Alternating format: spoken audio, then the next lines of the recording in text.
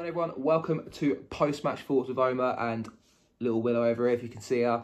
As Millwall drew 1-0 at the Den today against Bournemouth, top of the league Bournemouth. And in quite an entertaining 1-1 game, to be honest. I thought we played quite well. You know, I was one of those kind of people that I'm quite always glass half full anyway, at the worst of times, I'd say. But after today's performance, I'm definitely glass half full in a positive way. I mean, I thought we played really well, especially the second half, on the front foot, looking to kind of take the game to a team like Bournemouth. Admittedly, yes, Bournemouth are fresh off a 2-1 defeat against Derby County, or was it 3-2? Doesn't matter anyway. Obviously, losing to Derby County is quite a disappointing performance for Scott Parker's side. And, you know, I think they came into today's game looking to avenge that. But we just didn't let them play. I think, you know, we quite played on the front foot, 4-4-2 formation at the Den, or 4-2-3-1, I suppose. But nonetheless, a back four. You know, Murray Wallace playing left back with Malone playing in front of him in the left wing position. Obviously, it's good to kind of have that option to then retreat back to a back five if necessary. But, you know, we actually tested Bournemouth in the right way today. I think, you know, you look at Bournemouth's side, undoubted quality throughout the team. Solanke getting the goal in the first half, he's scoring goals for fun at the moment. He's kind of gone under the radar just a little bit. I'm into Alexander Mitrovic at Fulham. But, you know, he's got a ridiculous amount of goals this season so far. And he's a player that, you know, we'd be lucky to have one day, for example. But, you know, in ourselves, I thought we played on the front foot, like I said. Billy Mitchell, in particular, in the second half, stood out for me.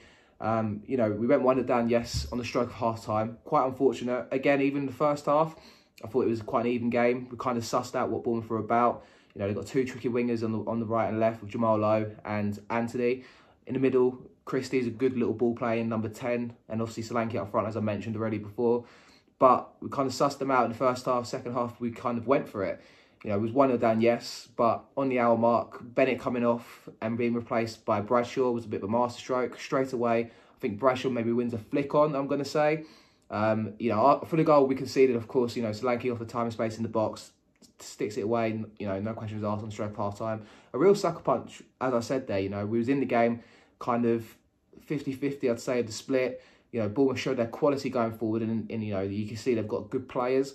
But they didn't really have the opportunity to play as much as they'd like to, I don't think. You know, they're a team that likes to hog the ball, get on the ball and kind of pass it around the back, prod for their opportunities, whereas we didn't really let them play too much.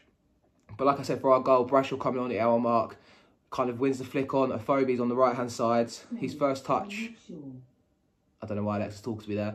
But, you know, his first touch maybe wasn't the greatest, but it took him into his stride nonetheless. And, you know, he's kind of got the narrow angle to aim for there, on the edge of the 6-yard box, sticks it away past the goalkeeper Travers and made it look really easy. And I mean, I tweeted after the game today, when was the last time we scored an opportunity like that where, you know, a player is on the diagonal across the edge of the box, sticks it away, racing through on goal?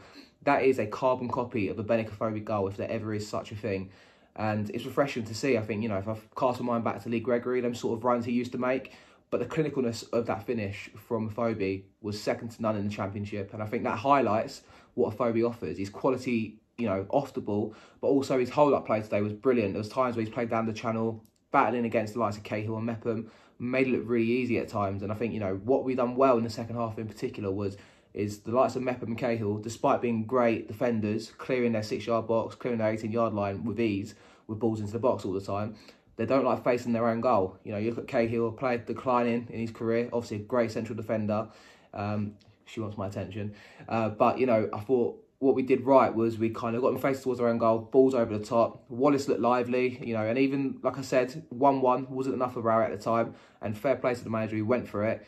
You know, then made two more, I think it was one more substitution, took off Scott Malone, brought on Shea Ojo, who looked hungry, who looked like he really wanted to make an impression. And that goes for the whole team pretty much. You know, Billy Mitchell, Afobe and McNamara for me were the three standouts. If I had to go for one for man of the match, it'd be Billy Mitchell. I just love how he's oozing confidence at the moment. He gets the ball to his feet, looks to play quick. And I think that is just like what we need to do. You know, we need to get the ball out of our feet quickly, spread play, make a kind of, you know, use our wide areas. Jed Wallace is great on the ball in the wide area. Shea Ojo, Scott Malone. Malone wasn't his greatest performance today, safe to say. But, you know, we play down the channels. We look at the ball in the, you know, even Bennett in the first half with the ball at feet, turning around towards the defence. I think it was just an all-round good Millwall home performance today. The only thing missing was the cherry on top, winning the game 2-1. I think, you know, Lerma, deep into the second half, made a great clearance on the 6-yard line. It was falling into the back post to Wallace. I think it was Ojo or McNamara that done good work on the right-hand side. ball clips into the box. And, you know, the fair play to the midfielder, he celebrates the clearance like he's obviously scored a goal there. And I think I'd be the same, to be honest. It was a goal-saving, match-saving, point-earning interception. But like I said, I'm really, really positive after that performance today. I think if we take that into the game against Hull on Saturday, ifs, buts and maybes, of course, of Millwall, especially at times on the road, we like to kind of sit off teams. But if we prove today, play on the front foot, back four at home, attack the game, and you even make the likes of Bournemouth look quite average. I honestly think we should have won today's game, especially in the closing stages. If we played for an extra 10-15 minutes, we probably would have got that goal. But loads of room for optimism, loads of room for confidence. I think we've got to go with Bradshaw and Afobe up front on Saturday. Looks kind of play in the channels, over the top balls, and see what we can do, really. Get Mitchell playing every minute of every game. He's obviously come into the team the last 5-6 games, and he's carried that form on from the end of the international break, where we've obviously done quite well. And he seems to be the main man in the team at the moment, and he seems to be really, really relishing the opportunity he's got in the middle. Like I said, refreshing to see McNamara back on the right-hand side. How good is that for Millwall fans to see not only two homegrown, one of our owns, quote-unquote, but two great footballers as well, McNamara and Mitchell. So, yeah, definitely positive vibes. Really excited for Saturday's game, and hopefully we can make up for what is a good week in reality. You know, going to Middlesbrough, drawing 1-1 in Chris Wilder's first game in charge, drawing 1-1 against Bournemouth at home. Would have took that at the start of the week, to be honest with you. And hopefully, to put the cherry on top, we get 3 points on Saturday at the Hull City Stadium. So, yeah, stay tuned. Hopefully, we'll have a podcast out for you on maybe tomorrow or maybe probably Friday morning now at this point to recap the last couple of the games and preview the Hull City game. If you've enjoyed this, be sure to leave a like. Let me know your views in the comment section below. And, yeah, go on, Millwall.